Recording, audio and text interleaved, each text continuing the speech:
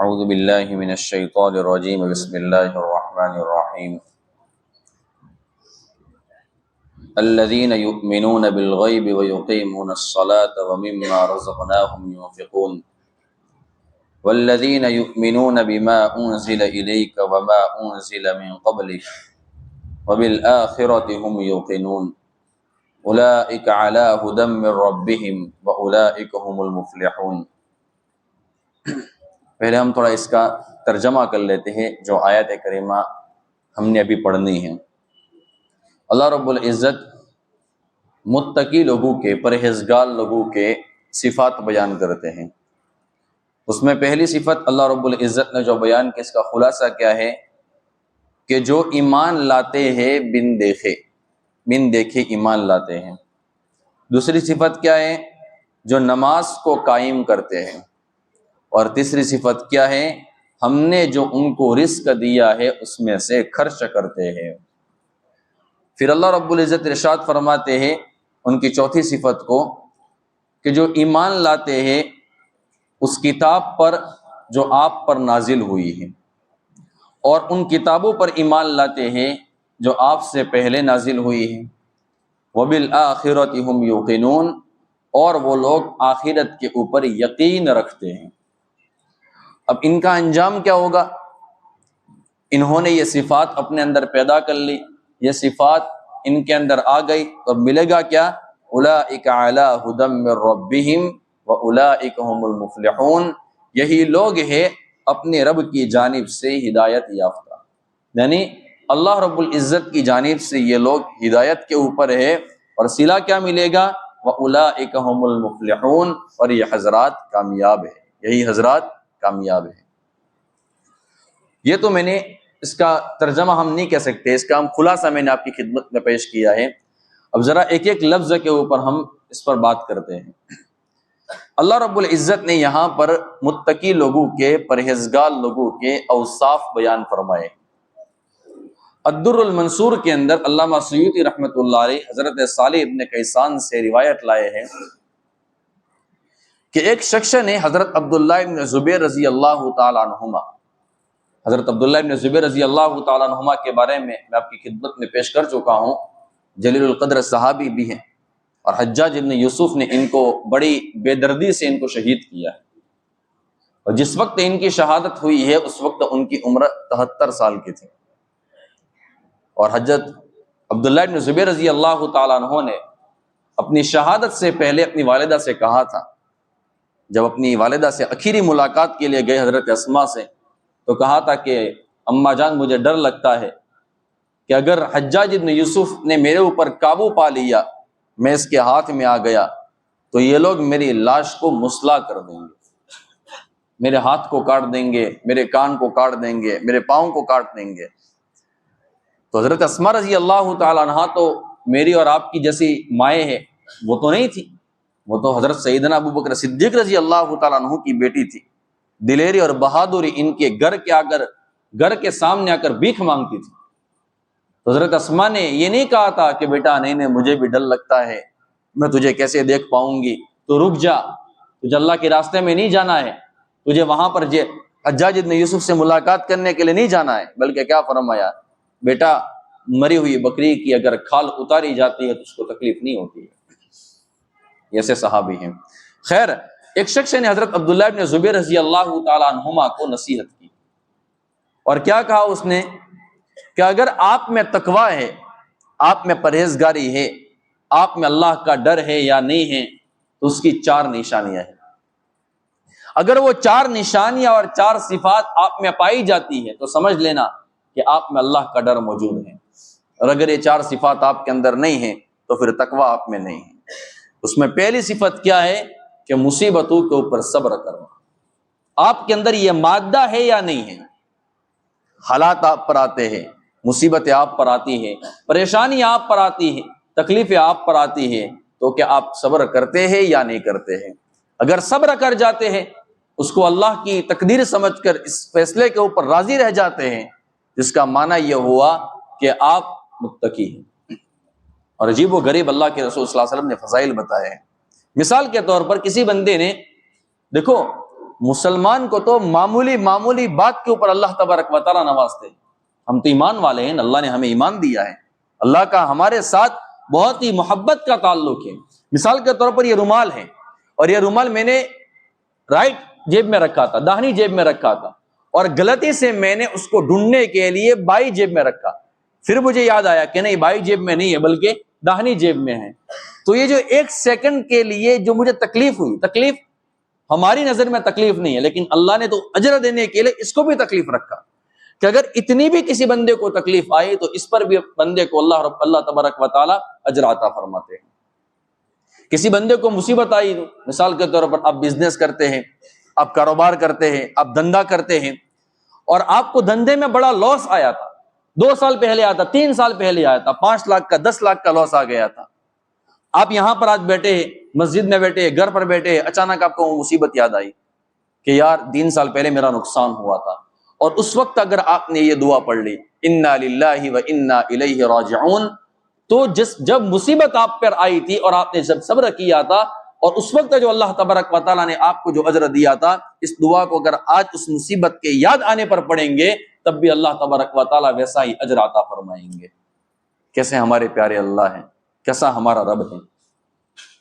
تو اس شخص نے نصیحت کیا کی کہ پہلی نصیحت یہ ہے، تقوی کی نشانی یہ ہے کہ جب آپ پر مصیبت آتی ہے تو آپ صبر کرتے ہیں یا نہیں کرتے. صبر کر جاتے ہیں تو اس کا معنی ہے کہ آپ متقی ہیں، اور اگر صبر نہیں کرتے ہیں تو اس کا معنی یہ کہ آپ متقی نہیں ہیں.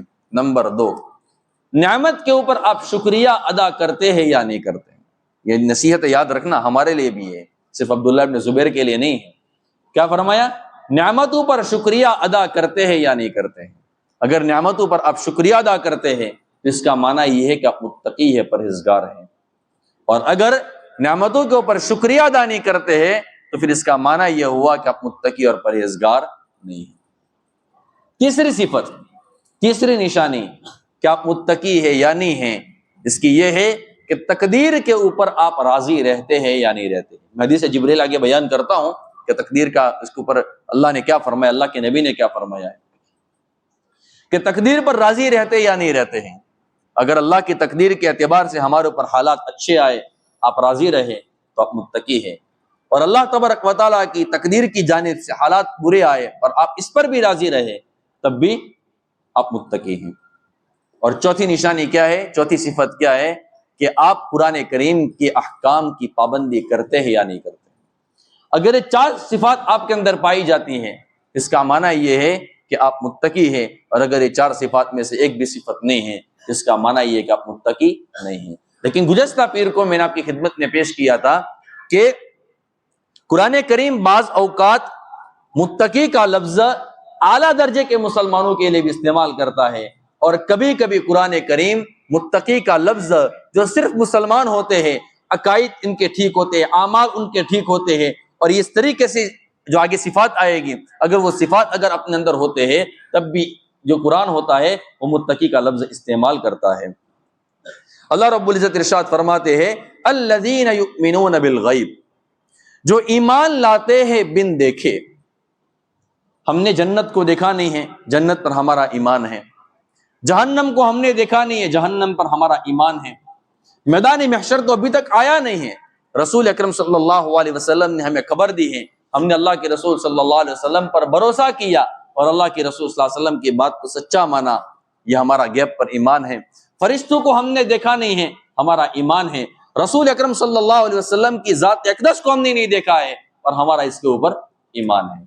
ایمان لغت میں ڈکشنری میں کہتے ہیں کسی کے بھروسے کے اوپر کسی کی بات کو مان لینا، اور شریعت کے اندر ایمان کسے کہتے ہیں کہ رسول اکرم صلی اللہ علیہ وسلم جن چیزوں کو لے کر آئے ہیں ان چیزوں کو ہم اللہ کے رسول صلی اللہ علیہ وسلم کی باتوں کو مان لے وے، اس کو کہتے ہیں ایمان. تو اللہ کے رسول صلی اللہ علیہ وسلم نے کیا فرمایا؟ جو ایمان لاتے ہیں بن دیکھے. اللہ کے رسول صلی اللہ علیہ وسلم نے عجیب و غریب احادیث میں باتیں ارشاد فرمائی ہیں. الدر المنصور فی تفسیر المقصور کے اندر علامہ سیوطی رحمۃ اللہ علیہ ایک روایت لائے ہیں حضرت عبداللہ ابن عباس رضی اللہ تعالیٰ عنہما سے اسی آیت کریمہ کی تحت. حضرت عبداللہ ابن عباس رضی اللہ تعالیٰ عنہما فرماتے ہیں کہ ایک مرتبہ ہم لوگ سفر میں تھے، صبح ہوئی تو اللہ کے رسول صلی اللہ علیہ وسلم نے صحابہ کرام سے پانی مانگا. پانی موجود نہیں تھا. اللہ کے نبی نے پوچھا کہ پانی ہے؟ تو صحابہ کرام نے فرمایا ہم نے کہا کہ نہیں ہے. اللہ کے رسول صلی اللہ علیہ وسلم نے فرمایا کہ مشکیزہ ہے جس میں پہلے زمانے میں پانی رکھا کرتے تھے. تو صحابہ کرام نے فرمایا کہ ہاں ہے. اللہ کے حبیب صلی اللہ علیہ وسلم نے فرمایا کہ اس مشکیزے کو لے کر آؤ. تو صحابہ کرام پانی کا مشکیزہ لے کر آئے. اللہ کے رسول صلی اللہ علیہ وسلم نے اپنی 5 انگلیاں اس مشکیزے میں رکھ لی. تو اللہ تبارک و تعالیٰ نے اللہ کے رسول صلی اللہ علیہ وسلم کی انگلیوں سے معجزے کو ظاہر کیا. تو ان 5 انگلیوں سے پانی نکلنا شروع ہوا اور اتنا پانی نکلا کہ جو صحابہ کرام اس وقت موجود تھے سب نے وضو کر لیا. اور اس طریقے سے پانی نکلا جس طریقے سے حضرت موسیٰ علیہ السلام کے عصا مارنے کی وجہ سے چشمے نکلتے تھے. وہ آگے واقعات آئیں گے. تو حضرت عبداللہ بن عباس فرماتے ہیں کہ سب نے وضو کر لیا. اللہ کے نبی صلی اللہ علیہ وسلم نے حضرت بلال کو کہا کہ بلال سب کو بلاؤ اور بلا کر وضو کرا لو. سب نے وضو کر لیا. وضو کرنے کے بعد اللہ کے رسول صلی اللہ علیہ وسلم نے نماز پڑھائی. سب نے نماز پڑھ لی. اللہ کے رسول صلی اللہ علیہ وسلم پھر صحابہ کرام کے سامنے گفتگو کرنے کے لیے بیٹھے, بات چیت کرنے کے لیے بیٹھے. اللہ کے رسول صلی اللہ علیہ وسلم کی زندگی جو تھی نا وہ بہت سادہ زندگی تھی. بہت سادہ زندگی تھی. کتنی سادہ زندگی تھی؟ حدیث مبارکہ میں آتا ہے کہ جب کوئی بندہ اللہ کے رسول صلی اللہ علیہ وسلم سے مصافحہ کرتا, جب تک سامنے والا بندہ اپنے ہاتھ کو کھینچ نہیں لیتا تھا اللہ کے رسول صلی اللہ علیہ وسلم اپنے ہاتھ کو نہیں کھینچتے تھے. یہ ملاقات کرنے کے آداب ہیں. اور مصافحہ جو ہوتا ہے ہم کبھی کبھار غلطی میں کیا کرتے, ایک ہاتھ سے مصافحہ کرتے, نہیں, 2 ہاتھ سے مصافحہ کرنے کا. اور ایک ہاتھ سے مصافحہ کرنے میں بعض مرتبہ سامنے والے بندے کی تکبر ٹپکتا ہے اس کا, کہ تکبر کی حالت میں وہ بندہ ایک ہاتھ سے مصافحہ کرتا ہے. اس لیے مصافحہ کرنا کتنا سے سنت ہے؟ 2 ہاتھ سے سنت ہے. تو اللہ کے رسول صلی اللہ علیہ وسلم صحابہ کرام کے سامنے بیٹھ گئے. صحابہ کرام سے بات چیت شروع کی. پھر اللہ کے نبی صلی اللہ علیہ وسلم نے صحابہ کرام سے سوال کیا, میرے صحابہ بتاؤ سب سے زیادہ تعجب والا ایمان کس کا ہے, کہ عجیب ایمان ہے وہ کس کا ہے؟ تو صحابہ کرام نے فرمایا کہ فرشتوں کا. اللہ کے رسول صلی اللہ علیہ وسلم نے فرمایا کہ نہیں, فرشتوں کا ایمان کیسے ہو سکتا ہے؟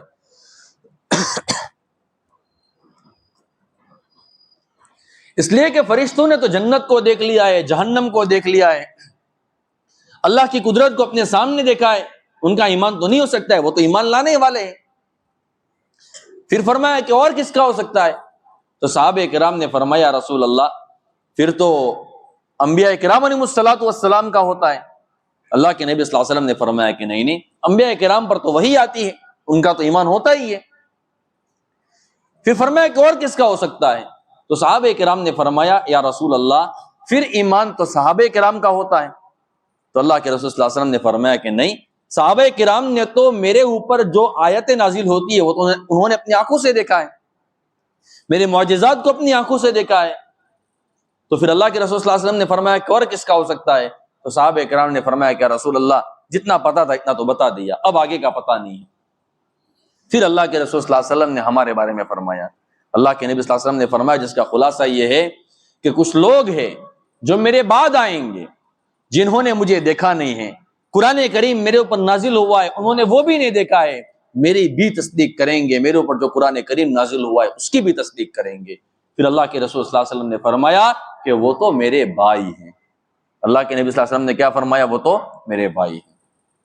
تو یہ اللہ کے رسول صلی اللہ علیہ وسلم نے ہمارے لیے خوشخبری دی. اگر ہم نے اللہ کے نبی صلی اللہ علیہ وسلم کو نہیں بھی دیکھا ہے اور ہم ایمان لائے ہیں تو ہمارے لیے اللہ کے رسول صلی اللہ علیہ وسلم نے 3 مرتبہ کہا ہے کہ ان کے لیے نیک بختی ہے, ان کے لیے نیک بختی ہے, ان کے لیے نیک بختی ہے. یہ روایت بھی تفسیر الدر المنصور کے اندر موجود ہے. تو اللہ کے رسول اللہ تبارک و تعالیٰ نے کیا فرمایا؟ جو ایمان لاتے ہیں بن دیکھے, وَيُقِيمُونَ الصَّلَاةَ, اور جو نماز کو قائم کرتے ہیں, نماز کا اہتمام کرتے ہیں. میرے دوست ہم کبھی نماز نہ چھوڑے. مسلمان ہونے کے لیے تو پہلی نشانی یہی ہے کہ ہم نماز کی پابندی کریں, اور ہمارا حال کیا ہے؟ معمولی بات کے اوپر ہم نمازوں کو چھوڑ دیتے ہیں. حضرت حسین رضی اللہ تعالیٰ عنہ نے میدان کربلا کے اندر 5000 کا لشکر سامنے موجود ہے اور پھر بھی درخواست کی تھی کہ ہمیں نماز پڑھ لینے دو. انہوں نے اجازت نہیں دی تھی. حضرت حسین نے کہا کہ کوئی بات نہیں, اگر ہمیں اجازت نہیں دیتے ہم صلاۃ الخوف پڑھیں گے. علماء سے پوچھ لینا کہ صلاۃ الخوف کس طریقے سے پڑھی جاتی ہے. ایک رکعت کر کے پڑھی جاتی ہے, لیکن اس حالت میں بھی نماز کو نہیں چھوڑا. ایک شخص وہاں پر موجود تھے حضرت حسین کے لشکر میں, وہ فرماتے ہیں کہ میری تمنا ہے کہ جب اب مرنا تو ہی شہادت تو فائنل ہے، یہ لوگ ہمیں چھوڑنے والے تو ہے نہیں، اب ہماری تمنا یہ ہے کہ جب اللہ کے پاس جائے تو ہمارا آخری کام یہ ہو کہ ہم نے اللہ کے سامنے سجدہ کیا۔ ہمارا آخری کام کیا ہونا چاہیے؟ کہ ہم نے اللہ کے سامنے سجدہ کیا ہو۔ تو دوسری صفت کیا ہے؟ وَيُقِيمُونَ الصَّلَاةَ، کہ وہ نماز کو قائم کرتے ہیں، وَمِمَّا رَزَقْنَاهُمْ يُنْفِقُونَ، اور جو رزق ہم نے ان کو دیا ہے اس میں سے خرچ کرتے ہیں۔ اللہ نے کیا لفظ استعمال فرمایا؟ رزقناہم، ہم نے جو ان کو رزق دیا ہے۔ یہاں پر اللہ تبارک و تعالیٰ نے شریف انسان کے دل کے اندر خرچ کرنے کا داعیہ پیدا کر لیا کہ تم لوگ خرچ کیوں نہیں کرو گے؟ تمہارے پاس جو مال ہے، تمہارے پاس جو پیسہ ہے، تمہارے پاس جو روزی ہے، وہ تمہاری اپنی نہیں ہے بلکہ ہم نے تم کو دی۔ اور اگر ہماری دی ہوئی روزی میں سے تم خرچ کرتے ہو تو یہ تمہارا کمال نہیں ہے بلکہ ہمارا کمال ہے کہ ہم نے تم کو توفیق دی۔ اور اللہ نے دوسرا کیا لفظ استعمال فرمایا؟ وَمِمَّا، اللہ نے کیا لفظ استعمال فرمایا ہے؟ وَمِمَّا، یعنی جو ہم نے رزق دیا ہے وہ بھی سارا کا سارا خرچہ نہیں کرنا ہے بلکہ اس میں سے تھوڑا خرچہ کرنا ہے، اور اس سے مراد نفلی صدقات بھی ہو سکتے ہیں، زکوٰۃ وغیرہ بھی ہو سکتے ہیں۔ عام مفسرین کا کہنا یہ ہے کہ اس سے مراد نفلی صدقات ہے۔ تو اللہ کے رسول صلی اللہ علیہ وسلم نے کیا ارشاد فرمایا کہ اللہ تبارک و تعالیٰ نے کیا فرمایا؟ جو غیب پر ایمان لاتے ہیں، نماز کو قائم کرتے ہیں، اور جو رزق ہم نے دیا ہے اس میں سے وہ خرچ بھی کرتے ہیں۔ حدیث جبرائیل کے اندر اللہ کے رسول صلی اللہ علیہ وسلم نے اس کو کچھ تفصیل کے ساتھ بھی بیان کیا ہے۔ حدیث جبرائیل، جس طریقے سے سورۃ الفاتحہ کو ام القرآن کہا جاتا ہے، اسی طریقے سے حدیث جبرائیل کو ام السنہ کہا جاتا ہے کہ تمام احادیث کا خلاصہ اس حدیث کے اندر موجود ہے۔ وہ کیا ہے؟ مشکاۃ شریف کی دوسری حدیث ہے۔ حضرت عمر بن خطاب رضی اللہ تعالیٰ عنہ فرماتے ہیں کہ ایک مرتبہ ہم لوگ اللہ کے رسول صلی اللہ علیہ وسلم کے پاس بیٹھے ہوئے تھے۔ اطلع علینا رجل، ایک شخص آیا، شدید بیاض الثیاب شدید سواد الشعر، اس کے کپڑے بہت سفید تھے، اس کے بال بہت سیاہ تھے۔ شدید بیاض الثیاب شدید سواد الشعر لا يعرفه منا احد، ہم میں سے کوئی بندہ جانتا بھی نہیں تھا، اور اس کے جسم کے اوپر سفر کے آثار بھی نہیں تھے۔ ہمیں تعجب ہوتا تھا کہ یہ بندہ ہے کون؟ اگر ہمارے میں سے ہوتا تو ہم پہچان لیتے، مسافر بن کر آتا تو سفر کے گرد و غبار مٹی وغیرہ ہوتی ہے اس کے جسم کے اوپر لگی ہوئی ہوتی، لیکن وہ بھی نہیں ہے۔ شدید بیاض الثیاب شدید سواد الشعر لا يعرفه منا احد۔ پھر حدیث مبارکہ میں آتا ہے کہ وہ شخص اللہ کے رسول صلی اللہ علیہ وسلم کے پاس آ کر بیٹھتے ہیں، فاسند رکبتیہ الی رکبتیہ ووضع کفیہ علی فخذیہ، انہوں نے اپنے گھٹنے اللہ کے رسول صلی اللہ علیہ وسلم کے ساتھ ملا دیے، اور انہوں نے اپنے دونوں ہاتھوں کو اللہ کے رسول صلی اللہ علیہ وسلم کی دونوں رانوں کے اوپر رکھ لیے، اور اللہ کے رسول صلی اللہ علیہ وسلم سے سوال کیا، فاخبرنی عن الاسلام، یا رسول اللہ مجھے اسلام کے بارے میں بتائیے۔ ہم کہتے ہیں اسلام اور ایمان، میں آگے بتاتا ہوں، اسلام اور ایمان میں فرق زیادہ نہیں ہے، دونوں ایک ہی چیز ہے۔ اور علامہ انور شاہ کشمیری رحمۃ اللہ علیہ کی زبان میں کہوں تو ایمان قلب سے شروع ہوتا ہے اور انسان کے جسم اور اعضاء کے اوپر ختم ہوتا ہے، اور اسلام انسان کے جسم اعضاء سے شروع ہوتا ہے اور انسان کے دل کے اوپر آ کر ختم ہو جاتا ہے۔ اور انہوں نے سوال کیا کیا؟ فاخبرنی عن الاسلام، اے اللہ کے رسول صلی اللہ علیہ وسلم مجھے اسلام کے بارے میں بتائیے۔ تو اللہ کے رسول صلی اللہ علیہ وسلم نے فرمایا، ان تشہد ان لا الہ الا اللہ وان محمد رسول اللہ وتقیم الصلاۃ وتؤتی الزکاۃ وتصوم رمضان وتحج البیت ان استطعت الیہ سبیلا، کہ نماز کو قائم کرنا، رمضان کے روزے رکھنا، زکوٰۃ ادا کرنا، طاقت ہے تو حج کرنا۔ تو اس نے کیا کہا؟ صدقت، آپ نے سچ کہا۔ عمر بن خطاب فرماتے ہمیں تعجب ہوا، یہ بندہ سوال بھی کرتا ہے، اس سے معلوم ہوتا ہے کہ اس کے علم میں نہیں ہے، اور جب اللہ کے رسول صلی اللہ علیہ وسلم نے جواب دے دیا تو کہتا ہے کہ صدقت، اس کا معنی ہے کہ اس کو پہلے سے ہی معلوم ہے۔ اس کے بعد اس نے دوسرا سوال کیا، فاخبرنی عن الایمان، اے اللہ کے رسول صلی اللہ علیہ وسلم مجھے ایمان کے بارے میں بتائیے۔ تو اللہ کے رسول صلی اللہ علیہ وسلم نے فرمایا، ان تؤمن باللہ ورسولہ وکتبہ ورسولہ والیوم الآخر وتؤمن بالقدر خیرہ وشرہ۔ اللہ کے رسول صلی اللہ علیہ وسلم نے فرمایا کہ ایمان یہ ہے کہ تم اللہ کی ذات کے اوپر ایمان لاؤ، اللہ کی وَتُؤْمِنَ بِاللَّهِ وَكُتُبِهِ، اللہ کی کتابوں پر ایمان لاؤ، آخرت کے اوپر ایمان لاؤ۔ اس نے کہا کہ آپ نے سچ کہا۔ اس کے بعد اس نے تیسرا سوال کیا۔ تیسرا سوال کیا کیا کہ فَأَخْبِرْنِي عَنِ الْإِحْسَانِ، مجھے احسان کے بارے میں بتائیے۔ اللہ کے رسول صلی اللہ علیہ وسلم نے فرمایا أَن تَعْبُدَ اللَّهَ كَأَنَّكَ تَرَاهُ فَإِن لَّمْ تَكُن تَرَاهُ فَإِنَّهُ يَرَاكَ، کہ تم اللہ تبارک و تعالیٰ کی عبادت اس طریقے سے کرو کہ جیسے کہ تم اس کو دیکھ رہے ہو، اور اگر یہ کیفیت تم کو نہیں ملتی ہے تو پھر یہ سمجھ لو کہ اگر تم اللہ تبارک و تعالیٰ کو نہیں دیکھ رہے ہو تو وہ اللہ تمہیں دیکھ رہا ہے۔ علماء نے یہاں پر عجیب و غریب بات لکھی ہے کہ اگر نوکر اور اگر وہ اپنے آقا کو دیکھ رہا ہے اور جب وہ کام کر رہا ہوں تو بہت دھیان سے کام کرتا ہے، ادب کے ساتھ کام کرتا ہے کہ کہیں ایسا نہ ہو کہ میرے سے کوئی گستاخی ہو جائے، میرے سے کوئی بے ادبی ہو جائے، میرا آقا میرے سے ناراض ہو جائے، وہ شرم برتا ہے، وہ ادب کے ساتھ کام کرتا ہے۔ تو اسی طریقے سے جب بندہ اللہ رب العزت کے سامنے کھڑا ہو تو وہ سکون کے ساتھ کھڑا رہے، اطمینان کے ساتھ کھڑا رہے، خشوع خضوع کے ساتھ کھڑا رہے، اپنے خیالات کی حفاظت کرے، نمازوں میں گندے گندے خیالات نہ لائے۔ کیوں؟ اس لیے کہ میرا اللہ مجھے دیکھ رہا ہے، میرے اللہ کے میں سامنے کھڑا ہوں، اگر میں خیالات ادھر ادھر لاؤں گا تو میرا اللہ میرے سے ناراض ہو جائے گا، میرے اللہ کو میں کیا منہ دکھاؤں گا۔ جب بندہ یہ کیفیت سوچتا ہے نا تو پھر بندے کی نماز میں خشوع خضوع پیدا ہو جاتا ہے، اور اگر یہ کیفیت نہیں ملتی ہے تو اتنا تو ملتا ہی ہے کہ میرا اللہ مجھے دیکھ رہا ہے۔ اس لیے ابن قیم رحمۃ اللہ علیہ فرماتے ہیں اللہ کے بندے جب تو گناہ کرتا ہے تو وہ سارے دروازے بند کر لیتا ہے جس سے مخلوق دیکھتی ہے، لیکن وہ دروازہ بند کرنا تو بھول جاتا ہے جس سے اللہ دیکھ رہا ہے۔ اور ظاہر سی بات ہے ایسا کوئی دروازہ نہیں ہے کہ جو دروازہ بند کر لے اور اللہ ہمیں نہ دیکھے۔ تو اللہ کے رسول صلی اللہ علیہ وسلم نے کیا فرمایا کہ تم اللہ تبارک و تعالیٰ کی عبادت کس طریقے سے کرو جیسے کہ تم اس کو دیکھ رہے ہو، اور اگر یہ کیفیت تمہیں نہیں ملتی ہے تو پھر وہ تمہیں دیکھ رہا ہے، یہ سوچ لو۔ پھر اس نے کیا کیا؟ اس نے کیا سوال کیا حضرت جبرائیل وہ شخص نے؟ اس نے کہا فاخبرنی عن الساعہ، مجھے قیامت کے بارے میں بتائیے۔ تو اللہ کے رسول صلی اللہ علیہ وسلم نے فرمایا مل مسئول عنہا بعلم من السائل، جس سے پوچھا جا رہا ہے وہ جتنا جانتا وہ اتنا ہی جانتا ہے جتنا سائل جانتا ہے، یعنی تم مجھے آ کر سوال کر تو تم جتنا قیامت کے بارے میں جانتے ہو اتنا میں ہی جانتا ہوں۔ اس کے بعد اس نے کیا سوال کیا؟ فاخبرنی عن اماراتھا، مجھے اس کی نشانیوں کے بارے میں بتاؤ۔ تو اللہ کے رسول صلی اللہ علیہ وسلم نے فرمایا ان تلد الامۃ ربتها وان ترى الحفاة العراة العالة رئاء الشاء يتطاولون في البنيان۔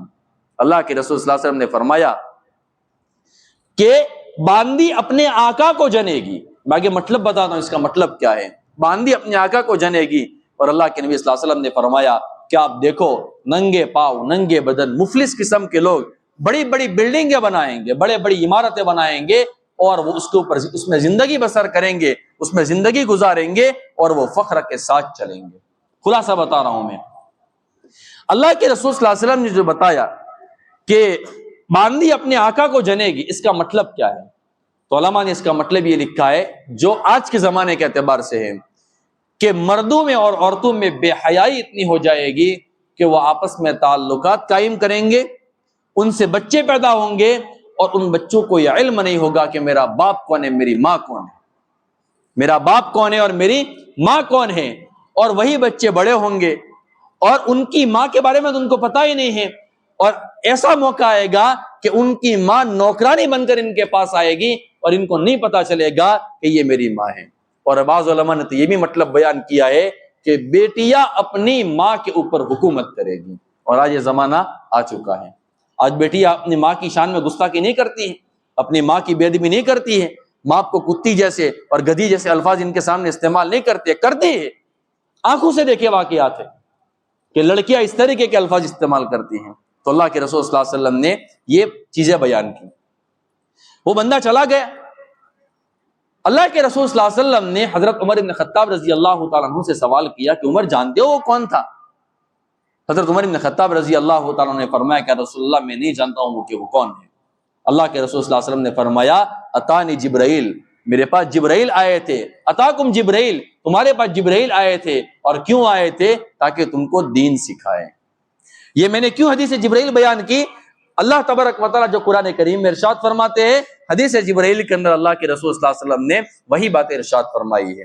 پھر اللہ تبارک و تعالیٰ قرآن کریم میں کیا ارشاد فرماتے ہیں کہ جو ایمان لاتے ہیں ان کتابوں پر جو آپ پر نازل ہوئی ہے اور ان کتابوں پر ایمان لاتے ہیں جو آپ سے پہلے نازل ہوئی ہے۔ اللہ کے رسول صلی اللہ علیہ وسلم کے زمانے میں جو لوگ ایمان لاتے تھے وہ دو قسم کے ہوا کرتے تھے۔ نمبر ایک، یا تو وہ پہلے یہودی تھی یا نصرانی تھے اور اللہ کے رسول صلی اللہ علیہ وسلم پر ایمان لاتے تھے۔ نمبر دو، وہ لوگ جو پہلے مشرک تھے، کافر تھے اور اللہ کے رسول صلی اللہ علیہ وسلم پر ایمان لاتے تھے۔ جو پہلے یہودی تھے، نصرانی تھے، وہ ایمان لاتے تھے تو ان کے لیے دوہرا اجر ہے۔ کیوں؟ اس لیے کہ انہوں نے اپنے نبی کے اوپر جو کتابیں نازل ہوئی ہے، حضرت موسیٰ کے اوپر، حضرت عیسیٰ کے اوپر، اس کے اوپر بھی ایمان لائے، اور اس کے بعد جب اللہ کے نبی صلی اللہ علیہ وسلم آئے تو اللہ کے رسول صلی اللہ علیہ وسلم پر بھی ایمان لائے۔ اور جو لوگ مشرک تھے اور ایمان لائے ان کو اللہ تبارک و تعالیٰ پھر بھی اجر عطا فرمائیں گے۔ کیوں؟ اس لیے کہ ان لوگوں نے اللہ کے رسول صلی اللہ علیہ وسلم کی جو کتاب نازل ہوئی ہے اس کے اوپر انہوں نے ایمان لائے ہیں، وہ لوگ ایمان لائے ہیں۔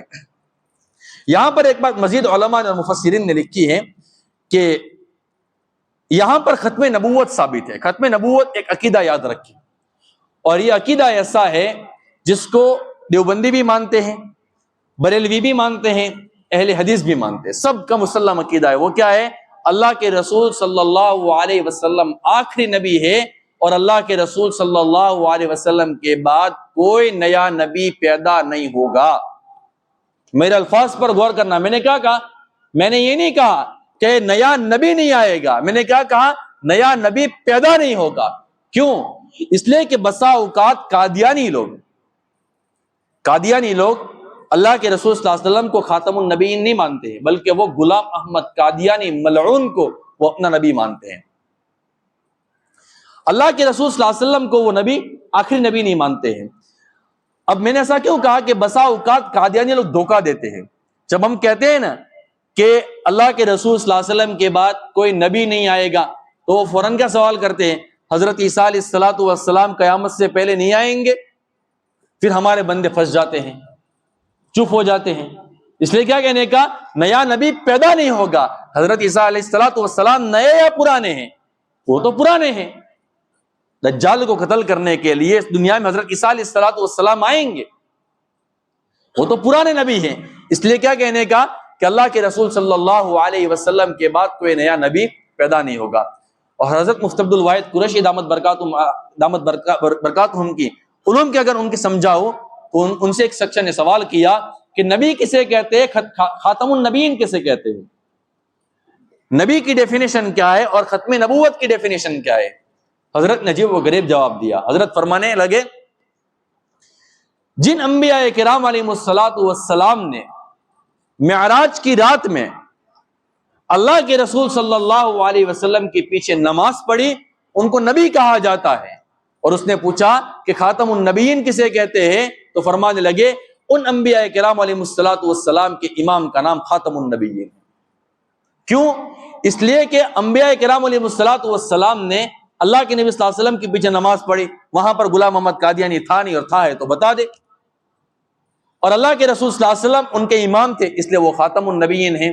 اس لیے وہ بندہ پھر چپ ہو گیا اور اس کے بعد اس کے پاس کوئی جواب نہیں تھا۔ یہاں پر ختم نبوت کیسے ثابت ہوتا ہے اب وہ ذرا سمجھے۔ یہ باتیں تھوڑی علمی ہے لیکن میں کوشش کرتا ہوں کہ آسان الفاظ میں آپ کو سمجھاؤں۔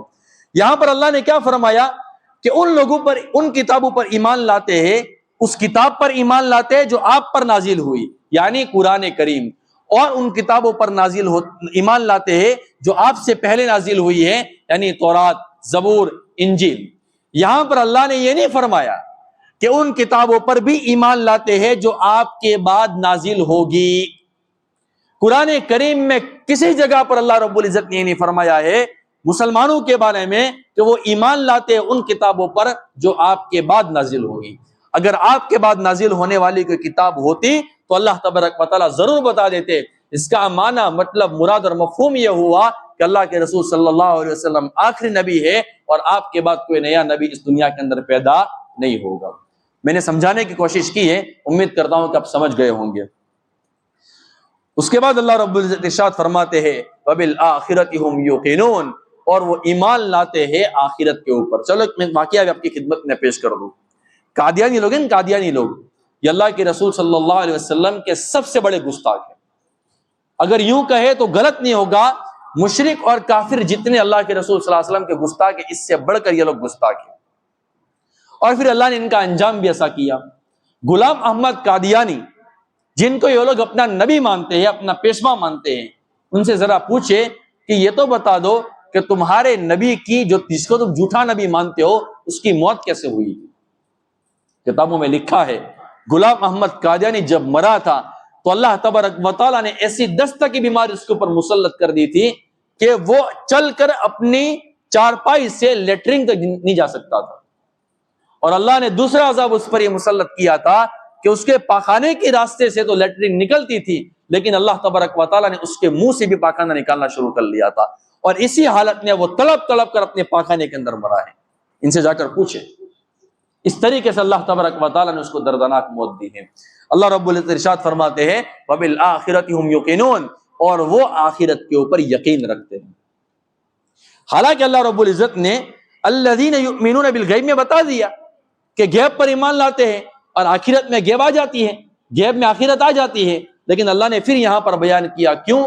یہ ایک ایسا عقیدہ ہے جس کی وجہ سے انسان کی زندگی بدل جاتی ہے۔ اور دیکھو اللہ نے یہ نہیں کہا وَبِالْآخِرَةِ يُؤْمِنُونَ، اللہ نے کیا کہا وَبِالْآخِرَةِ يُوقِنُونَ۔ ایمان کے مقابلے میں تکذیب آتی ہے، ایمان کے مقابلے میں جھٹلانا آتا ہے، اور یقین کے مقابلے میں شک اور تردد آتا ہے۔ یعنی اللہ تبارک و تعالیٰ نے یہ بتا دیا کہ آخرت کے اوپر یقین ایسی چیز ہے جس کے بارے میں جھٹلانا تو بہت دور کی بات ہے، تمہارے دل اور دماغ کے اندر شک اور شبہ بھی نہیں آنا چاہیے۔ اور دیکھو دنیا کے اندر لوگ جرم کرتے ہیں، لوگ مرڈر کرتے ہیں، لوگ ریپ کرتے ہیں، اور حکومت کی سزا متعین ہے، 20 سال جیل، پھانسی کے اوپر لٹکا دو، ریپ کیے تو یہ سزا دو، فلاں سزا دو۔ لیکن ایمان سے بتاؤ کیا ان سزاؤں کی وجہ سے دنیا میں ریپ ہونا کم ہو گئے؟ کیا ان سزاؤں کی وجہ سے کیا دنیا کے اندر گناہوں سے خاتمہ ہو گیا؟ نہیں ہوا۔ اور آخرت کا یقین اگر کسی بندے کے دل میں آ جائے کہ مجھے اللہ کے سامنے جانا ہے، مجھے میدان محشر میں کھڑا ہونا ہے، مجھے قبر میں جانا ہے، اگر میں نے میرے اللہ کی نافرمانی کی، میں نے اللہ کے حکم تو توڑ دیا، میں نے رسول اکرم صلی اللہ علیہ وسلم کے بات کا انکار کر لیا، یا میں نے بات کے اوپر عمل نہیں کیا، تو اللہ تبارک و تعالیٰ کے یہاں پر میری پکڑ ہوگی۔ میرے دوستو یہ عقیدہ ایسا عقیدہ ہے تو انسان جنگل میں ہوگا، اکیلا ہوگا، وہاں پر دنیا کے اعتبار سے کوئی دیکھنے والا نہیں ہوگا، وہاں پر کوئی نامحرم عورت ہوگی، لیکن بندہ پھر بھی گناہوں سے بچ جائے گا، بندہ پھر بھی گناہوں سے بچ جائے گا۔ وَبِالْآخِرَةِ هُمْ يُوقِنُونَ، اور وہ آخرت کے اوپر یقین رکھتے ہیں۔ چلو اس پر میں ایک واقعہ سناتا ہوں۔ جب کسی بندے کے دل میں آخرت کا یقین آتا ہے نا، تو پھر بندہ کس طریقے سے اپنے آپ کو اللہ کی نافرمانی سے بچاتا ہے۔ حضرت عبداللہ ابن عمر رضی اللہ تعالیٰ عنہما، جو حضرت عبداللہ ابن مبارک رحمۃ اللہ علیہ، جو حضرت امام بخاری رحمۃ اللہ علیہ کے استاذ ہیں، وہ فرماتے ہیں کہ ایک مرتبہ میں سفر میں گیا، سفر میں وہاں پر کھڑا تھا تو میں نے ایک بندے کو ایک سامنے سے ایک عورت کو آتے ہوئے دیکھا۔ جب وہ عورت میرے پاس آئی تو میں نے دیکھا کہ کوئی بوڑھی اما جان عورت ہے، تو میں نے سلام کیا، السلام علیکم ورحمۃ اللہ وبرکاتہ۔ اب ان کو سلام کا جواب دینا چاہیے تھا، سلام کرنا سنت ہے، سلام کا جواب دینا واجب ہے، میں اور آپ جانتے ہیں، لیکن اس نے سلام کا جواب نہیں دیا، بلکہ اس نے قرآن کریم کی آیت پڑھی۔ اس نے کون سی آیت پڑھی؟ سلام قولا من رب الرحیم، کہ تمہارے رب کی جانب سے اور رحیم رب کی جانب سے تم پر سلامتی ہو۔ میں سمجھ گیا کہ اس نے میرے سلام کا جواب دے دیا ہے۔ میں نے اس کو پھر پوچھا کہ آپ کہاں سے آ رہے ہو؟ تو اصل میں وہ حج اور عمرہ کر کے آ رہی تھی۔ اس کو کہنا یہ چاہیے تھا کہ میں حج اور عمرہ کر کے آ رہی ہوں، لیکن اس نے یہ بھی نہیں کہا۔ اس نے پھر قرآن کریم کی آیت پڑھی وَأَتِمُّ الْحَجَّ وَالْعُمْرَةَ لِلَّهِ، تم حج اور عمرہ کو اللہ کے لیے مکمل کرو۔ میں سمجھ گیا کہ حج اور عمرہ کر کے آ رہی ہے۔ میں نے پھر پوچھا کہ آپ یہاں پر کیسے؟ تو اس نے کہا اصل میں وہ راستہ بھٹک گئی تھی۔ اس کو کہنا یہ چاہیے تھا کہ میں راستہ بھٹک گئی ہوں۔ اس نے کیا کہا؟ مَن يُضْلِلِ اللَّهُ فَلَا هَادِيَ لَهُ، جو بے راہ ہو جائے اس کو اللہ تبارک و تعالیٰ جس کو بے راہ کر دے، جس کو بھٹکا دے، جس کو کوئی راہ دکھانے والا نہیں ہے۔ میں سمجھ گیا کہ یہ راستہ بھٹک گئی ہے اور بیچاری یہاں پر آ گئی ہے۔ تو پھر میں نے اس کو یہ کہا کہ آپ کو کہاں جانا ہے؟ تو اس نے کہا کہ مجھے یہاں پر پڑوس میں کوئی شہر ہے، وہاں پر مجھے جانا ہے۔ اس کو کہنا یہ چاہیے تھا لیکن اس نے یہ نہیں کہا، اس نے کہا قرآن کریم کی پھر آیت پڑھی، ادخلوا مصر ان شاء اللہ آمنین، تم شہر میں داخل ہو جاؤ یعنی امن و امان سے۔ میں سمجھ گیا کہ شہر میں جانا چاہتی ہیں۔ اب جب میں نے اس کو پھر کہا کہ چلو ایک کام کرتا ہوں، میں شہر میں جا رہا ہوں تو میں تم کو لے کر چلتا ہوں، اب اس کو مجھے جزاک اللہ کہنا چاہیے تھا، اللہ آپ کو بہترین بدلہ دے بیٹا، آپ مجھے لے کر جا رہے ہو۔ اس نے ایسا نہیں کہا، اس نے پھر قرآن کریم کی آیت پڑھی، اس نے کیا کہا، وَأَحْسِنُوا إِنَّ اللَّهَ يُحِبُّ الْمُحْسِنِينَ، تم احسان کرو، اللہ احسان کرنے والوں کو پسند فرماتے۔ میں سمجھ گیا کہ اس نے مجھے جزاک اللہ کہہ دیا ہے۔ جب میں راستے میں لے کر چلا، اونٹ پر اس کو بٹھایا اور میں نکیر پکڑ کر چل رہا تھا، تو نکیر پکڑ کے جب چل رہا تھا تو میں عربی کے چند اشعار پڑھ رہا تھا، اشعار کو گنگنا رہا تھا۔ اب اس کو مجھے روکنا تھا کہ آپ اشعار مت پڑھو، تو اس نے مجھے نہیں روکا اور اس نے کیا کہا کہ فَقْرَؤُوا مَا تَيَسَّرَ مِنَ الْقُرْآنِ، کہ قرآن میں سے جو آسان ہو وہ پڑھو۔ میں سمجھ گیا کہ یہ مجھے پڑھنے کا منع کر رہی ہے، اشعار پڑھنے کا اور قرآن کریم پڑھنے کا کہہ رہی ہے۔ تو میں نے پھر قرآن کریم پڑھنا شروع کیا، چلتا گیا۔ پھر میں نے سوچا کہ چلو میں اس کے گھر کے حال احوال پوچھ لوں، گھر میں کون ہے، کیا کر رہے ہیں۔ اب وہ مجھے بتانا نہیں چاہتی تھی، تو اس کو یہ کہنا چاہیے تھا کہ آپ مجھ سے یہ سوال کیوں کر رہے ہو، مجھے نہیں بتانا ہے آپ کو، لیکن اس نے یہ بھی نہیں کہا۔ اس نے پھر قرآن کریم کی آیت پڑھی، یا ایھا الذین آمنوا لا تسألوا عن اشیاء ان تبد لکم تسؤکم، ایمان والو ایسی چیزوں کے بارے میں سوال مت کرو کہ اگر تم کو پتہ چل جائے تو تم کو اچھا نہ لگے۔ میں نے سمجھ گیا کہ یہ کچھ بتانا چاہتی نہیں ہے۔ جب شہر قریب آیا، جب قافلے والے مجھے نظر آئے تو میں نے اس کو پھر پوچھا کہ یہاں پر آپ کے کون سے رشتہ دار ہیں۔ اس کو کہنا یہ چاہیے تھا کہ میرے بیٹے موجود ہیں اور اس طریقے سے میرے رشتہ دار وہاں پر موجود ہیں، لیکن اس نے یہ بھی نہیں کہا۔ اس نے پھر قرآن کریم کی آیت پڑھی، المال والبنون زینت الحیات الدنیا، مال اور اولاد تو اللہ تبارک و تعالی دنیاوی زندگی کی زینت ہے۔ میں سمجھ گیا کہ اس کے یہ بتانا چاہتی ہے کہ یہاں پر اس کے بیٹے وغیرہ موجود ہیں۔ آپ سوچتے جائے کہ وہ کتنے قرآن کریم کی آیت پڑھ رہی ہے۔ حضرت عبداللہ بن مبارک رحمۃ اللہ علیہ فرماتے ہیں کہ ان کے نام کیا ہے۔ اس نے پھر قرآن کریم کی آیت پڑھی، ابراہیم و اسماعیل و اسحاق۔ میں سمجھ گیا کہ اس کے لڑکوں کے نام ہے، ایک کا نام ابراہیم، ایک کا نام اسماعیل اور ایک کا نام اسحاق ہے۔ جب ہم وہاں پر پہنچے تو میں نے آواز دی کہ بھئی کوئی عورت ہے، اس کے 3 بیٹے ابراہیم، اسماعیل اور اسحاق، وہ یہاں پر آ جائے۔ تو کچھ نوجوان آئے جن کے چہرے سے ولایت کا نور ٹپک رہا تھا، بڑے خوبصورت تھے، اللہ تبارک و تعالی نے ان کو جوانی دی تھی۔ وہ آئے، اپنی والدہ کو بوسہ دیا، چوما اور ان کا شکریہ ادا کر لیا۔ اب ان کی والدہ ان کو یہ کہنا چاہتی تھی کہ یہ مہمان ہیں، یہ مجھے یہاں پر چھوڑ کر گئے ہیں، آپ ایک کام کرو، آپ ان کو کھانا وغیرہ کھلا دو، ناشتہ وغیرہ کرا لو۔ اس نے پھر قرآن کریم کی آیت پڑھی، وَيُطْعِمُونَ الطَّعَامَ عَلَىٰ حُبِّهِ مِسْكِينًا وَيَتِيمًا وَأَسِيرًا، کہ وہ لوگ کھلاتے ہیں، وَيُطْعِمُونَ الطَّعَامَ عَلَىٰ حُبِّهِ، اپنے محبوب لوگوں پر، مسکینوں کے اوپر، فقیروں کے اوپر۔ میں سمجھ گیا کہ کہنا چاہتی ہے کہ تم میری مہمان نوازی کرو۔ میری مہمان نوازی ہو گئی۔ جب وہ لوگ کھانا لے کر میرے سامنے آ رہے تھے تو میں نے معذرت پیش کر لی کہ مجھے نہیں کھانا ہے۔ اس نے پھر قرآن کریم کی آیت پڑھی، انما نطعمکم لوجہ اللہ لا نرید منکم جزاء ولا شکورا، ہم آپ کو جو کھلا رہے ہیں نا، یہ اللہ کی رضا کے لیے کھلا رہے ہیں، ہمیں نہ آپ سے بدلہ چاہیے نہ ہمیں آپ کا شکریہ چاہیے۔ حضرت عبداللہ بن مبارک رحمۃ اللہ علیہ فرمانے لگے کہ میں یہ ساری چیزیں سن کر میں کنفیوز ہو گیا کہ میں کیا کروں اس کا۔ میں نے اس کے لڑکوں سے سوال کیا کہ آپ کی والدہ کو میں پورے سفر میں لے کر آ رہا ہوں، جب میں نے کوئی سوال کیا ہے انہوں نے قرآن کریم کی کوئی آیت پڑھ کر مجھے جواب دیا ہے، اس کی وجہ کیا ہے؟ اب ان کا جواب سننا۔ ان کے بیٹے یوں فرمانے لگے، حضرت اصل میں بات یہ ہے کہ ہماری والدہ قرآن کریم کی حافظہ ہے اور احادیث بھی ان کو یاد ہے اور احادیث بھی وہ بہت اچھی طریقے سے جانتی ہیں، لیکن جب سے انہوں نے جان لیا ہے کہ اللہ رب العزت قرآن کریم میں ارشاد فرماتے ہیں ما یلفظ من قول الا لدیہ رقیب عتید، کہ جو لفظ بھی ہم بولیں گے اللہ رب العزت کی پکڑ ہمارے یہاں ان کے یہاں پر ہوگی اور فرشتہ اس کو لکھ لیتا ہے اور اس کو اللہ کے دربار میں پہنچا دیتا ہے۔ ان کے دل میں یہ خوف پیدا ہو گیا ہے کہ میرے اللہ کے سامنے مجھے جواب دینا ہے، میرے اللہ کے سامنے مجھے حاضری دینی ہے، میرے اللہ کے سامنے مجھے بتانا ہے کہ میری زندگی میں کیا بولا ہے اور کیا نہیں بولا ہے۔ پھر ان کی اولاد نے کہا حضرت یہ معمول آج کا نہیں ہے، 20 سال سے تقریباً زیادہ عرصہ ہو گیا ہے میری والدہ نے، ہماری والدہ نے، ہماری اماں جان نے قرآن کریم کی کوئی آیت کے علاوہ کوئی لفظ اپنی زبان سے نہیں نکالا ہے۔ کتنا خوف ہوگا ان کے اندر، کتنا خوف ہوگا۔ یہ خوف میرے دوستو ہمارے اندر پیدا کرنا چاہیے، اور زبان کی تو بہت زیادہ حفاظت کرے۔ اللہ کے رسول صلی اللہ علیہ وسلم نے ارشاد فرمایا کہ 2 چیزوں کی تم ضمانت لے دو، 2 چیز زبان کی حفاظت کرو، اور دوسری چیز یہ ہے کہ تم اپنے شرمگاہ کی حفاظت کرو۔ ان 2 چیزوں کی اگر آپ نے حفاظت کر لی تو میں تم کو جنت کی ضمانت دے دیتا ہوں، یہ اللہ کے رسول صلی اللہ علیہ وسلم نے ارشاد فرمایا ہے۔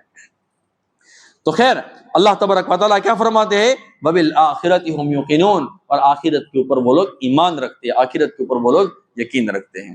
امام مالک رحمۃ اللہ علیہ کے زمانے میں ایک شخص کا زبان کی حفاظت پر بات آئی، اس لیے اس واقعے کو میں آپ کی خدمت میں پیش کر لیتا ہوں۔ امام مالک رحمۃ اللہ علیہ کے زمانے میں ایک عورت کا انتقال ہو گیا۔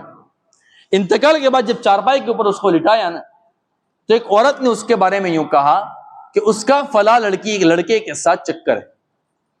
جب اس نے اپنی زبان سے یہ جملہ کہا نا، اس وقت وہ اس میت عورت کی ران کو دھو رہی تھی، اور وہیں پر اس کا ہاتھ چپک گیا۔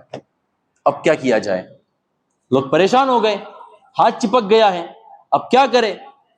تو لوگوں نے بہت ہاتھ کھینچنے کی کوشش کی، تو باہر جو لوگ موجود تھے وہ لوگ جلدی کر رہے تھے، کتنی دیر ہے، ہمیں ہمارے رشتہ دار کو دفن کرنا ہے، اور یہاں پر اندر معاملہ یہ ہو گیا۔ کرتے کرتے کرتے لوگ امام مالک رحمۃ اللہ علیہ کے پاس پہنچے۔ امام مالک رحمۃ اللہ علیہ فرمانے لگے ایک کام کرو، مجھے اس کے وہاں پر لے چلو۔ میں اس عورت کے پاس گیا۔ امام مالک رحمۃ اللہ علیہ جب اس عورت کے پاس آئے تو آ کر انہوں نے سوال کیا کہ بیٹی تو نے کیا کہا تھا؟ اس عورت نے یہ کہا، جس کا ہاتھ چپک گیا تھا، اس نے کہا کہ میں نے یہ کہا تھا اس لڑکی کا فلاں لڑکے کے ساتھ چکر ہے، میں نے اس کے گھر میں اس کو دیکھا تھا۔ امام مالک فرمانے لگے بیٹا یہی کہا تھا؟ اس نے کہا کہ یہی کہا تھا۔ فرمایا کہ اس کے علاوہ اور کچھ نہیں کہا تھا؟ فرمایا کہ اور کچھ نہیں کہا تھا۔ امام مالک نے پوچھا بیٹا تو نے زنا کرتے ہوئے ان دونوں کو دیکھا تھا؟ اس نے کہا کہ نہیں دیکھا تو نہیں ہے۔ امام مالک رحمۃ اللہ علیہ فرمانے لگے اس عورت کو تہمت لگانے کے گناہ میں 80 کوڑے لگاؤ، 1 کوڑا، دوسرا کوڑا، تیسرا کوڑا، چوتھا کوڑا، یوں کر کے 80 کوڑے جب لگائے تب وہاں سے اس کا ہاتھ چھوٹا ہے، تب وہاں سے اس کا ہاتھ چھوٹا ہے۔ آپ اندازہ لگائے کبھی کبھی گناہوں کی سزا بندے کو اس طریقے سے بھی ملتی ہے، کبھی کبھی گناہوں کی سزا بندے کو اس طریقے سے بھی ملتی ہے۔ اس لیے اپنی جو زبان کی ہے نا بہت زیادہ حفاظت کریں، ہر وقت اللہ کے بارے میں سوچتے رہیں، ہر وقت آخرت کے بارے میں سوچتے رہے کہ میں اللہ کے سامنے جاؤں گا اور اللہ نے مجھے پوچھ لیا کہ بتاؤ تم نے یہ لفظ کیوں بولا تھا، تو میں کیا جواب دوں گا۔ وَبِالْآخِرَةِ هُمْ يُوقِنُونَ أُولَٰئِكَ عَلَىٰ هُدًى مِّن رَّبِّهِمْ وَأُولَٰئِكَ هُمُ الْمُفْلِحُونَ، یہی لوگ ہیں اللہ رب العزت کی جانب سے ہدایت کے اوپر، اور وہی لوگ اصل کامیاب ہیں۔ تو یہ چند ایک باتیں میں نے آپ کی خدمت میں اس حوالے سے پیش کی ہیں۔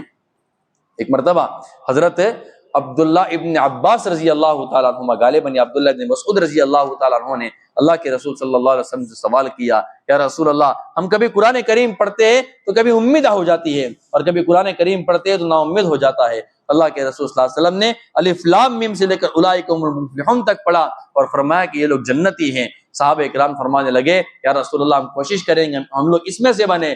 پھر اللہ کے رسول صلی اللہ علیہ وسلم نے ان الذین کفروا سواء علیہم سے لے کر ولہم عذاب عظیم تک پڑھا، اور اللہ کے رسول صلی اللہ علیہ وسلم نے فرمایا کہ یہ لوگ جہنمی ہے۔ اس کے بعد صحابی نے فرمایا کہ ہم کوشش کریں گے اس بات کی کہ ہم لوگ اس میں سے نہ بنے۔ اب متقی لوگوں کے بارے میں اور بھی مزید باتیں ہیں، انشاءاللہ آئندہ پیر کو میں آپ کی خدمت میں حضرت عمر بن عبدالعزیز رحمۃ اللہ علیہ کے بارے میں چند ایک باتیں بتاؤں گا، اور اس کے بعد منافقین کی باتیں پڑھیں گے۔ پھر آخر میں انشاءاللہ متقی لوگوں کے بارے میں جو چوتھے بارے میں اللہ رب العزت ارشاد فرماتے ہیں وہ میں آپ کی خدمت میں بیان کروں گا، اور وہاں کی سیرت بھی میں انشاءاللہ آپ کی خدمت میں پیش کروں گا۔